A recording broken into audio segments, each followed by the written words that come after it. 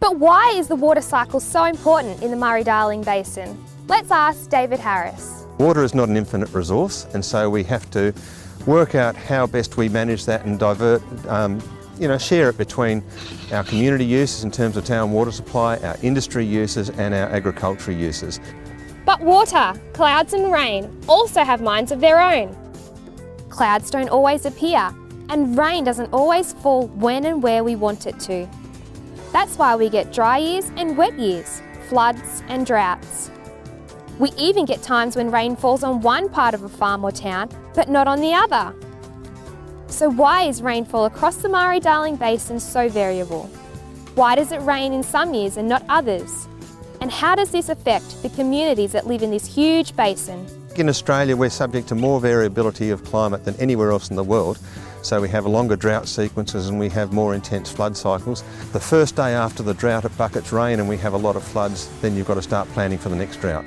During the middle of the course of a drought, you've got to start planning for the next flood. Even though rainfall may vary across the Murray-Darling Basin, this water plays an important part in keeping our towns, farms, businesses and environments healthy.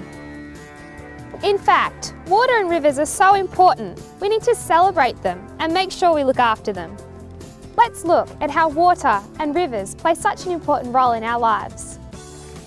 Well, rivers are extremely important for food production because they carry the stored water from our catchments into our food growing areas for us to grow food and fibre to feed humanity.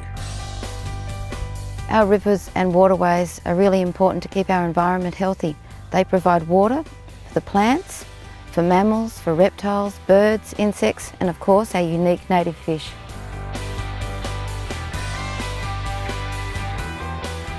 We have some amazing visitors to our rivers and wetlands in Australia. Some migratory birds travel from as far away as Russia or China. It provides us drinking water.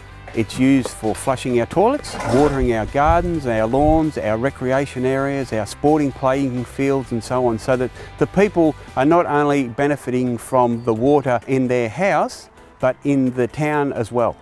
Our rivers and our creeks and wetlands and swamps and things were created by our ancestral beings back in the Dreamtime.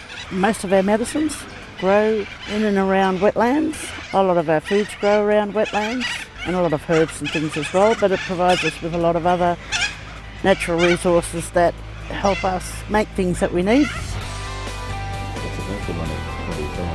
Well, for us, water is the reason where we come to work every day. We're interested in how rivers and wetlands work, how they change, how they respond to stress, and how they deliver all the things that we like about them. So, the birds, the fresh water.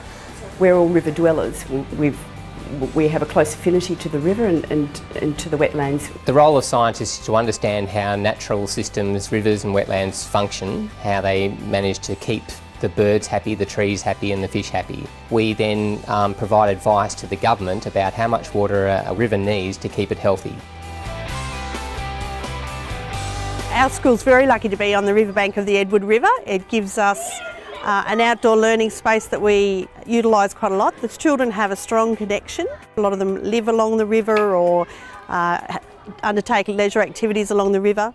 As a school, we've undertaken many learning units to do with water and the connection of families in our area to the river, and that's been a wonderful way for us to place learning in a really meaningful context for our children.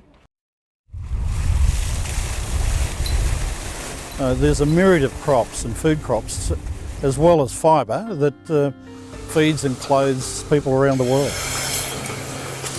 Wow, so many people and places, all wanting water from our rivers.